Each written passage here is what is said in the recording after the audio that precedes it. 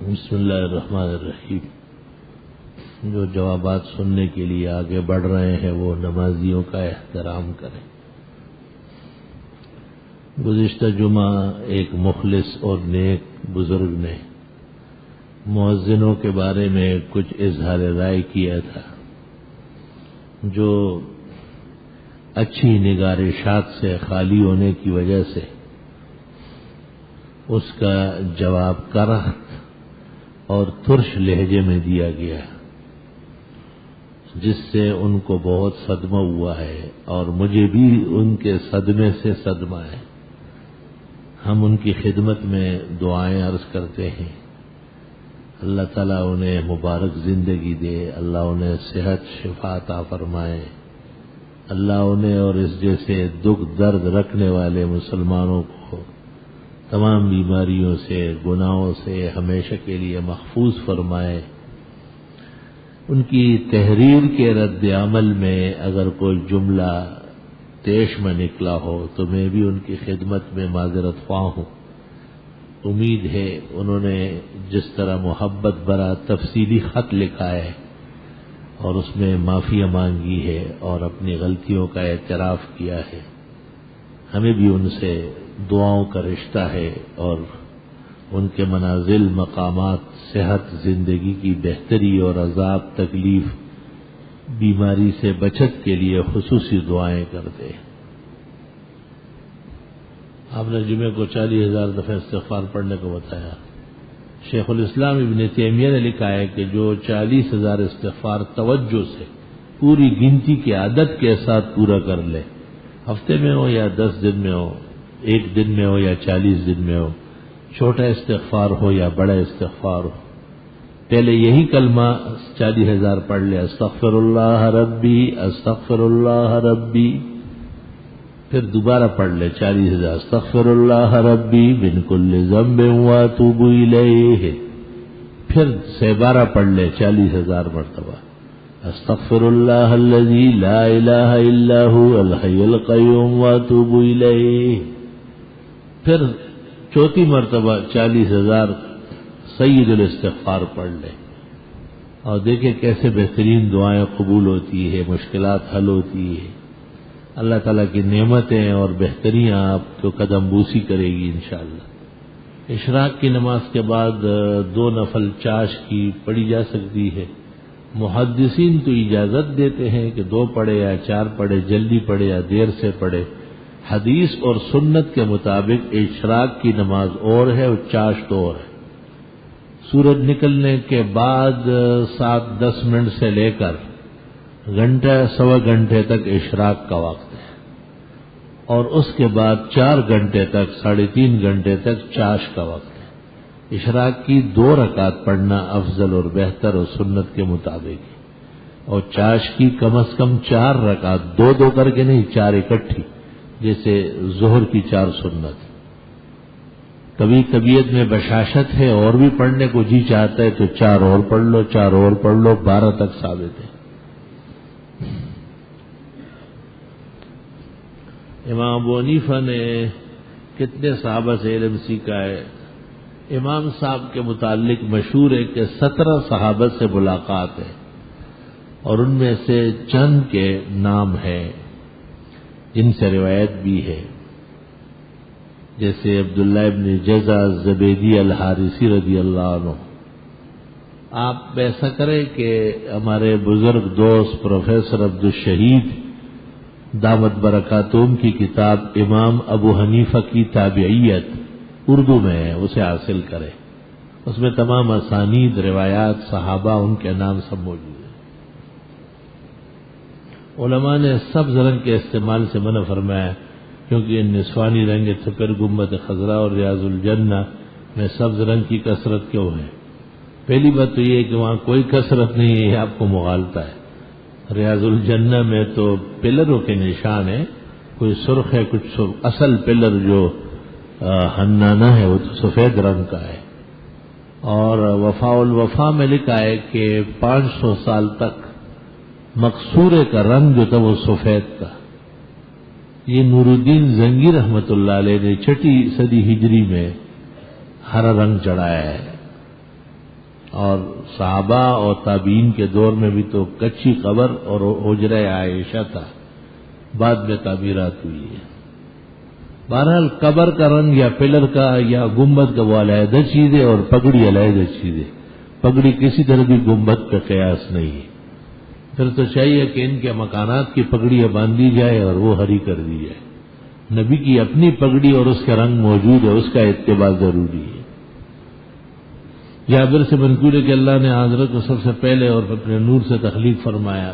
یہ روایت ان کے یہاں مشہور ہے، اور لیکن روایت ملی نہیں ہے، اور مصنف عبد الرزاق کے حوالے سے الگ تحقیق مصنف عبد الرزاق میں یہ روایت نہیں ہے، بلکہ وہ تمام احادیث جن میں رسول کریم صلی اللہ علیہ وسلم کے نور ہونے کا ذکر ہے وہ غلط ہے۔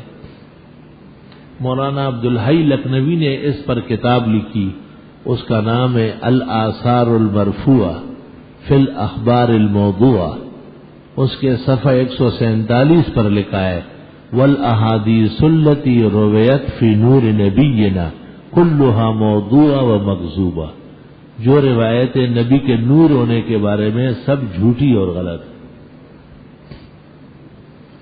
بدعتی حضرات حضرت کو ارد ناظر کہتے ہیں، نانوت کے خواب میں بھی دلیل بتاتے ہیں۔ خواب واب کوئی دلیل نہیں، خواب صرف نبی کی دلیل ہے، امتی کا خواب حجت نہیں ہے۔ اگر شریعت کے مبارک کے مطابق ہے تو بہت اچھا، ورنہ قابل رد ہے۔ اگر کہیں میت ہو جائے اور وارثین کھانے کا انتظام کرے تو کیا وہاں سے کھانا جائز ہے؟ سنت طریقہ تو یہ ہے کہ لوگ کھانا پکا کے ان کو کھلائے، لیکن اگر ان کی طرف سے بھی انتظام ہے مہمانوں کے لیے، دور سے آنے والوں کے لیے، تو کھا سکتے ہیں، کوئی حرج نہیں ہے۔ بعض لوگ کہتے ہیں کہ جب تک جنازہ نہیں ہوا ہے تو کھانا نہیں کھایا جاتا ہے۔ اگر جنازہ وقت مختار میں ہے تو بے شک جنازہ پہلے ہے اور اکل و شرب بعد میں ہے، لیکن اگر جنازہ کسی کے انتظار میں رات کو ہے، عصر کے بعد ہے، دن کا وقت ہے، تو ایسی کوئی بات شریعت میں نہیں کہ جب تک جنازہ نہیں پڑھا گیا تو کھانا نہیں کھا سکتے ہیں، بلکہ المدخل میں بدعت میں لکھا ہے کہ یہ بھی بدعت ہے کہ جب تک جنازہ نہیں ہوا ہے تو بھوک کے باوجود، کھانا موجود ہونے کے باوجود نہیں کھایا جاتا، یہ غلط ہے۔ اہل حق سے وابستہ ایک جماعت کے حضرات کہتے ہیں کہ تبلیغ پر مسلمان پر واجب ہے، کہ یہ صحیح ہے؟ واجب کی تبلیغ واجب ہے، سنت کی تبلیغ سنت ہے، حرام کی تبلیغ حرام ہے۔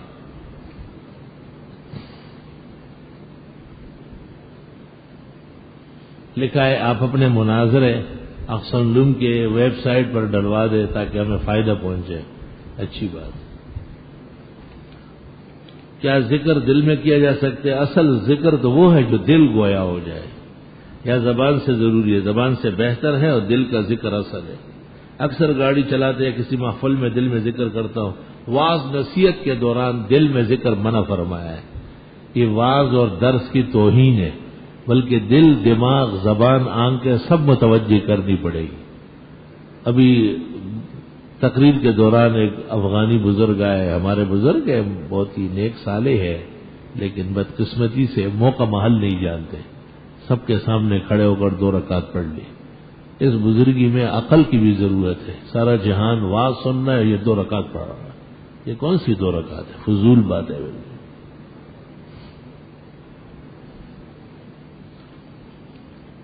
بیمہ برائے زندگی کی شرعی حیثیت کیا ہے؟ ناجائز ہے۔ کیا میں نے اب آپ سنا ہے کہ آپ اس کے جواز قائل ہیں؟ زندگی نہیں، چیزوں کا بیمہ، کارخانے، موٹر، جائیداد، جو چیزیں تباہ ہوتی رہتی ہے، بہت بڑا نقصان پہنچ جائے گا، تو ناجائز ہونے کے باوجود مفتی اعظم پاکستان مولانا مفتی ولی حسن نے مالیت کے نقصان سے بچنے کے لیے اجازت دی ہے۔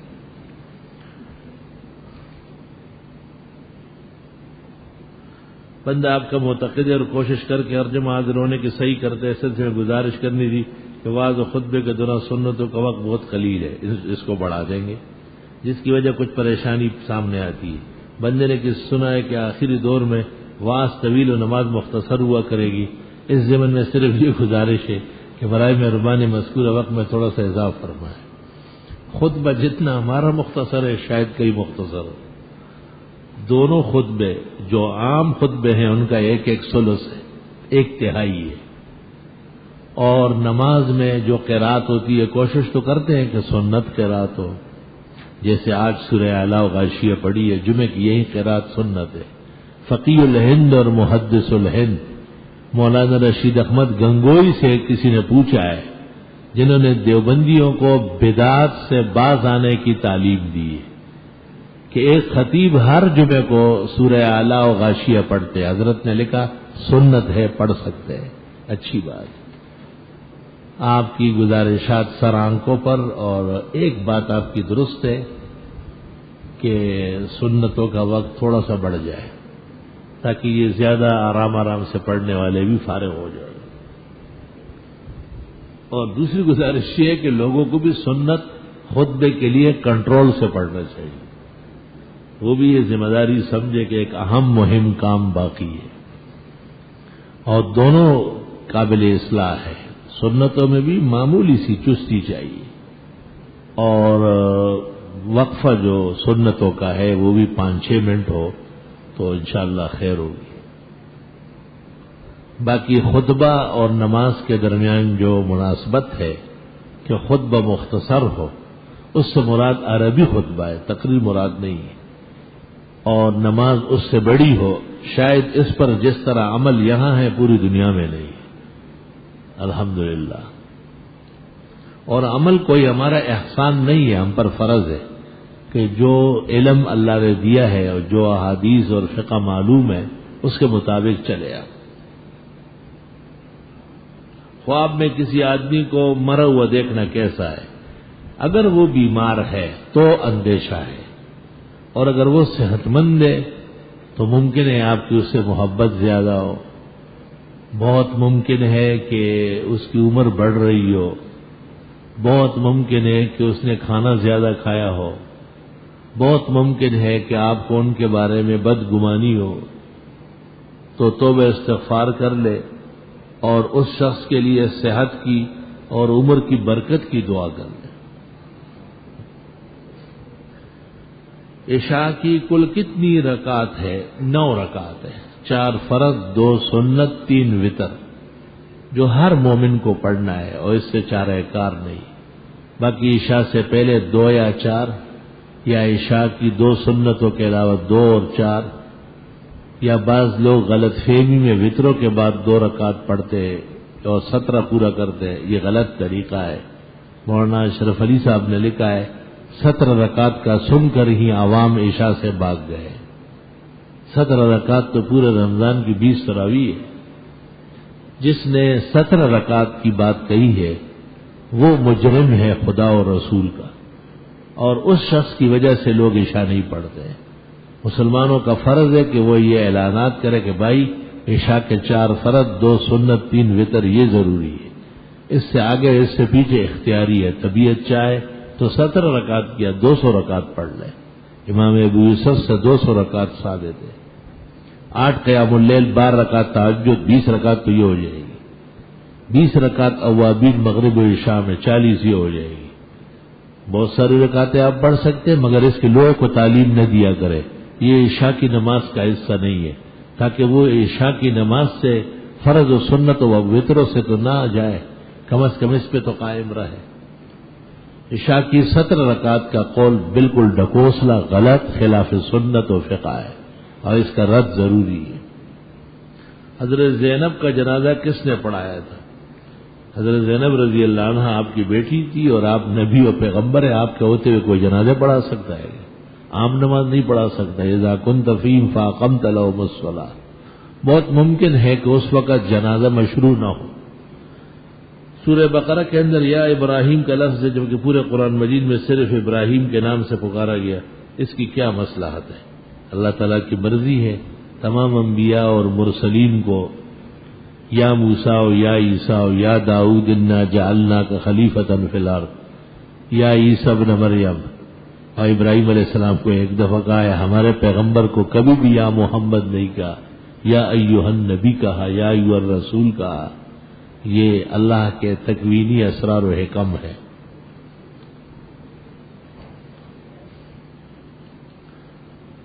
گزارش یہ کہ وطر کے بعد نفل وغیرہ پڑھنا درست ہے یا نہیں؟ درست نہیں ہے، صحیح حدیث اور صحیح سنت سے منع ہے۔ وطر رات کی آخری نماز ہے۔ بندش کی کوئی حقیقت ہے بندش ہوتی ہے، کس کو لگتا ہے؟ جس کو بندش ہوگی اس کو لگے گا، تجھے کہاں سے لگے گا؟ جس کو ہوئی ہے اس کے جاؤ ساتھ ملو، اس کے بعد تو مجھے لگا لو۔ آپ بیل مجھے مار والی باتیں لکھ رہے ہو، پھر کہتے ہو کہ آپ جواب دینے میں غصے ہوتے ہو۔ تم سوال ایسے ہی گٹر لائن سے نکال کے کرتے ہو۔ کل لکھ دو گے کہ جی کینسر کیسے ہوتا ہے، تو ہم یہ جواب دے دیں کہ آپ کو ہو جائے؟ فضول باتیں کیوں کرتے ہیں؟ بیماریوں کے اور ان چیزوں کے وجوہات یہ ڈاکٹر صاحبان کے آداب ہے، یہ حکیم و طبیب کی ذمہ داری، یہ عالم دین کی نہیں ہے۔ ہم تو دعا اور مسئلے والے ہیں، اس سے زیادہ چوں چرا کی حاجت نہیں۔ 6 سے 10 دن میں 40,000 مرتبہ استغفار ابن تیمیہ کا جو آپ نے تلقین فرمایا، اس کے بارے میں دریافت کس میں آیت کریمہ؟ آپ یہودی اور اسرائیلیوں کے ایجنٹ ہیں، یہی انہوں نے بھی گائے کے ساتھ معاملہ کیا تھا، اور حدیث میں اگر انشاءاللہ نہ کہتے تو قیامت تک ڈھونڈتے پھرتے۔ جن کو اللہ تعالیٰ نے عمل کی توفیق دی ہے اور جن کو فائدہ ہوگا، انہوں نے سن لیا اور پڑھنا شروع کر دیا۔ باقی یہ کوئی پیٹرن چیزیں نہیں ہیں، یہ تو بزرگان دین کے نیک تجربے ہیں، جنہوں نے ان پر اعتماد کر لیا اور پڑھا ان کو فائدہ ہوگا، اور جو اس میں کیڑے نکالیں گے اور اس کے شروع میں یہ پڑھنا ہے یا نہیں، بیچ میں یہ پڑھنا ہے یا نہیں، یہ اسرائیلی یہودی اخلاق ہے، ان کے سوالات ختم نہیں ہوتے۔ اگر کسی شخص کو رات احتلام ہو جائے تو کیا وہ فجر سے پہلے تیمم اور وضو کر کے نماز فجر ادا کر سکتا ہے؟ ایسا کیوں کرتے ہو؟ نہاتے کیوں نہیں؟ کوئی یہ تو ایک اور چریا آ گیا۔ پہلے یہ لکھنا چاہیے تھا کہ میں ایسا مریض ہوں کہ میں پانی نہیں استعمال کر سکتا، اگر پانی استعمال کر لوں تو مجھے فالج ہو جائے گا یا میں مر جاؤں گا۔ ان خافا ان یشتد مرضه او یفوت، فقہاء لکھتے ہیں یہ ڈر ہو کہ پانی استعمال کرنے سے بیماری بڑھ جائے گی یا موت کا اندیشہ ہے تو مفتی جواب دے گا کہ آپ تیمم کریں، یا یوں کہیں کہ میں کسی ایسی جگہ مبتلا ہوا جہاں پانی نہیں ہے، تلاش بسیار کے باوجود بھی مجھے کہیں سے نہانے کے لیے پانی نہیں ملا، تو مفتی پھر کہے گا کہ قرآن کی آیت میں ہے ان لم تجدوا ماء فتیمموا، جب پانی نہیں ہے یا تم قادر نہیں ہو تو تیمم کر لو۔ پانی کے ہوتے ہوئے بغیر کسی عذر کے تیمم نہ وضو کے لیے جائز ہے نہ غسل کے لیے جائز ہے۔ خدا تعالیٰ آپ کو عقل صحت عطا فرمائے۔ جو مسجد کے امام داڑھی کو رنگ دیتے ہیں، کیا اس امام کے پیچھے نماز ہو جاتی ہے یا نہیں؟ اب اماموں کے پیچھے پڑ گیا، امام کیا کرے؟ غریب کہیں لال داڑھی ہوگی، کہیں بالکل کالی ہوگی، وہ بھی فارغ لوگ ہیں اور کوئی کام نہیں ہے، رنگ شنگ لگا لیتے ہیں۔ آئی سمجھ، بغیر ضرورت کے داڑھی رنگنا تو ٹھیک نہیں ہے۔ حدیث شریف میں ہے کہ قطم اور حنا، قطم سیاہ رنگ کو کہتے ہیں اور حنا مہندی کو کہتے ہیں، یہ ملا کے لگا سکتے ہیں۔ بعض لوگوں کا خیال یہ ہے کہ سفید بال چھپانا ضروری ہے۔ آج کل وہ ایک جماعت نکلی ہے، جماعت المسلمین، جو برے عقائد کی وجہ سے کفر تک پہنچے ہوئے، وہ بھی یہ پراپیگنڈے کرتے ہیں۔ حالانکہ موطا امام مالک صفحہ 723 میں ہے وَبَعْضُهُمْ يَسْبَغُونَ وَبَعْضُهُمْ لَمْ يَسْبَغُونَ وَكُلًّا لَوَاسِعُ، بعض صحابہ داڑھی رنگتے تھے، بعض نہیں رنگتے تھے، اور سب صحیح ہے، سب کی گنجائش۔ جب دین میں اتنی وسعت و آرام ہے تو اس کو تنگ کرنے کی کیا ضرورت؟ میرے خیال سے اگر اس کی بیوی جوان ہے یا وہ مناظر ہے، مجاہد ہے، تو داڑھی کے ساتھ کوئی برتاؤ کر سکتا ہے۔ کیا کھانے سے پہلے جو ہاتھ دھوئے جاتے ہیں انہیں کسی صاف کپڑے سے پوچھنا یا پانی کو چھڑکنا سنت کے حساب سے ممنوع ہے؟ آداب یہ ہے کہ کھانا کھانے سے پہلے جو ہاتھ دھلے اس کی تری ہاتھوں پر ہو اور کھانا کھائے، یہ بزرگان دین اور نیک لوگوں کی خصلت مشہور ہے۔ نہ پہنچے اسے، وہ رحمت کے قطرے ہیں۔ اور کھانا کھانے کے بعد ہاتھ دھونے کے بعد پوچھنا ثابت ہے کسی کپڑے، رومال اور صاف تولیے کے ساتھ۔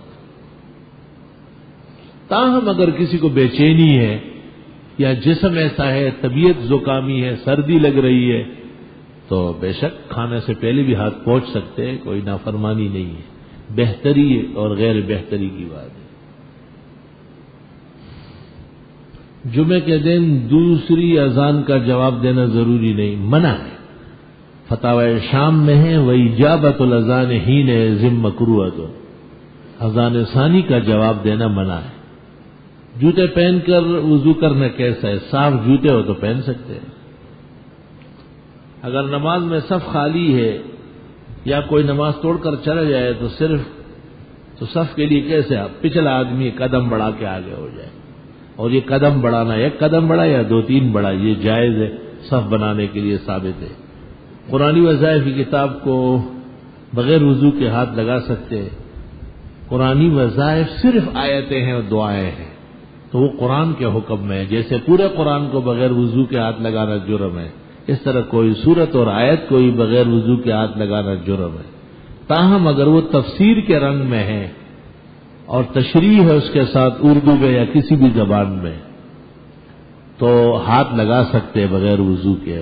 علماء لکھتے ہیں کہ تفسیر جلالین جو ہے یہ دونوں جلد ہے، اس میں صرف 2 لفظوں کا اضافہ ہے، جتنی آیتیں ہیں اتنی ہی تفسیر ہے، صرف 2 لفظ محلی نے یا سیوطی نے بڑھائے تاکہ بغیر وضو کے پڑھا جا سکے، امت کی سہولت کے لیے۔ ہاں افضل اور بہتر اور آداب یہی ہے کہ کوئی بھی دینی کتاب کسی بزرگ اور نیک آدمی کی لکھی ہوئی جو دینی کتاب کہلاتی ہے وہ بغیر وضو کے ہاتھ نہ لگائے جائے۔ نماز جنازے میں امام کے ساتھ ساتھ مقتدی بھی تکبیرات کہیں گے، تکبیرات کہنا فرض ہے۔ اگر کوئی جنازے میں شریک ہوا اور 4 مرتبہ اللہ اکبر اللہ اکبر اللہ اکبر اللہ اکبر نہیں پڑھا، اس کا جنازہ نہیں ہوا۔ جنازے میں 2 فرض ہے، قیام کھڑا ہونا اور دوسرا 4 تکبیریں، بقیہ پڑھنا جو ہے وہ سنت ہے۔ جھینگے کے بارے میں جمہور علماء کا مسلک یہ ہے کہ وہ مچھلی نہیں ہے اور وہ کیڑا ہے، ناجائز اور حرام ہے۔ اللہ تعالیٰ آپ کو صحت تندرستی بڑی دعا، اللہ تعالیٰ جزائے خیر دے، اور اللہ آپ کو بھی اجر میں ثواب میں اور صحت میں شریک فرمائے، بلکہ جملہ حاضرین کو اللہ صحت شفا عطا فرمائے۔ حضرت بیوی اگر جائز احکامات نہ مانے تو کیا کیا جائے؟ یہ تو بیوی سے پوچھو کہ آپ کے ساتھ کیا کروں، میں اس کے لیے کوئی مشورہ دے دوں گا، وہ غصے ہو جائے گی، وہ آپ سے لڑ رہی ہے، میرے پیچھے آ جائے گی۔ بہتر یہ ہے کہ آپ نرمی کریں۔ قرآن پاک تو کہتا ہے وَعِظُوهُنَّ، ان کو نصیحت کرو، دوست اور بزرگوں۔ 6 نمبر تو کم از کم سناؤ، اکرام مسلم اس کو سکھاؤ کہ میں تو آپ کا خاوند ہوں، آپ میری بات کیوں نہیں مانتے؟ لیکن اپنے گریبان میں بھی جھان کے کہ آپ بھی اللہ تعالیٰ کے احکام سب مانتے ہیں یا کچھ مانتے ہیں اور اکثر نہیں مانتے۔ شاید اللہ مکافات عمل کے طور پر آپ کو بیوی سے پٹوانا چاہتا ہے۔ اگر ایسا نہیں آپ نیک صالح ہے تو اللہ تعالیٰ اس کو آپ کی فرمان برداری نصیب کرے، کیونکہ جس بیوی سے خاوند نالا ہو اس کا ٹھکانہ جہنم ہے۔ پیغمبر نے کہا میں قیامت کے دن ایسی عورت کی شفاعت نہیں کروں گا، خدا سے کہوں گا کہ اس کو دوزخ میں ڈالے۔ ترمذی شریف میں ہے کہ جس عورت نے خاوند کی نافرمانی کی پوری رات اس پر اللہ تعالیٰ کی طرف سے قہر، غضب اور لعنت برستی۔ نصیحت کرے اس کو، اور جب نصیحت بھی نہ مانے، کچھ دنوں تک دور بھی رہے، تو پھر وَضْرِبُوهُنَّ، پھر تھوڑی سی پٹائی بھی لگا لے، مگر خیال رکھنا کہ خود زخمی نہ ہو جاؤ۔ آج کل لڑکیوں نے بھی بڑے فن سیکھے ہوئے۔ اگر کوئی شخص یہ کہے کہ اگر میں نے پھر یہ غلط کام کیا تو میں 10 روزے مسلسل رکھوں گا، تو اسے وہ غلط کام ہو گیا تو کیا وہ روزے رکھے گا؟ ایک کر کے بھی رکھ سکتا ہے اور 10 مسلسل بھی، اور روزے رکھنا اس پر فرض ہے۔ چاندی کی انگوٹھی کس انگلی میں پہننا سنت ہے۔ 4 ماشے سے کم چاندی استعمال ہو سکتی ہے۔ بائیں ہاتھ میں انگوٹھی اور گھڑی یہ سنت ہے، دائیں ہاتھ میں انگوٹھی یا گھڑی یہ بدعتی ہوگی اور بے علم لوگوں کی نشانی ہے۔ انگریزی زبان کا لکھا ہوا قرآن کا بغیر وضو کے ہاتھ لگانا، قرآن چونکہ قرآنی ہے اس لیے آپ اسے بغیر وضو کے جب آپ جانتے ہیں قرآن ہاتھ نہ لگائیں۔ اگر کسی کو بہت سخت نظر لگ گئی ہو تو قرآن کی کون سی آیت؟ سورۃ قلم کے اخیر، وَإِن يَكَادُ الَّذِينَ كَفَرُوا لَيُزْلِقُونَكَ بِأَبْصَارِهِمْ لَمَّا سَمِعُوا الذِّكْرَ وَيَقُولُونَ إِنَّهُ لَمَجْنُونٌ وَمَا هُوَ إِلَّا ذِكْرٌ لِّلْعَالَمِينَ۔ 3 دن تک صبح و شام پڑھ کے دم کرے۔ امتحانات میں کامیابی کے لیے محنت اور دعا، دماغ کی کمزوری کے لیے مرغنیات کم کر لے، اور 4 مغز اور دودھ، ٹھنڈا دودھ خاص کر بڑھا لے۔ ایک حاملہ عورت کو کسی نے قتل کر دیا اور بچہ مدت پوری ہو چکی تھی، اب اس قاتل پر کتنے تاوان 2 تاوان آئیں گے، بچے کی طرف سے بھی اور خاتون کی طرف سے۔ ایک شخص دوسرے کا کوئی ذاتی کتاب بغیر جائے اٹھا کر اس مطالعہ کر سکتا ہے، ہاں بعد میں اس سے معاف کرا دے۔ آیت الکرسی و سورت میرے معمولات میں شامل ہے۔ سورہ کیا لکھا ہے؟ ٹھیک ہے، اچھا، آیت الکرسی اور سورہ اخلاص میرے معمولات میں شامل ہے، اور میں انہیں میں شجاعت رکھنا چاہتا ہوں آپ سے پوچھنے ہیں کہ انہیں روزانہ کس طریقے سے آیت الکرسی، سورہ فاتحہ 3 مرتبہ پڑھے، پھر آیت الکرسی 3 بار، پھر چہارکل 3 بار۔ ایک طریقہ تو یہ ہے، دوسرا کہ صرف آیت الکرسی اور سورہ اخلاص ہو تو آیت الکرسی 1 بار بھی ہے، سورہ اخلاص 3 بار بھی، کئی قسم پڑھنے کا طریقہ ہے۔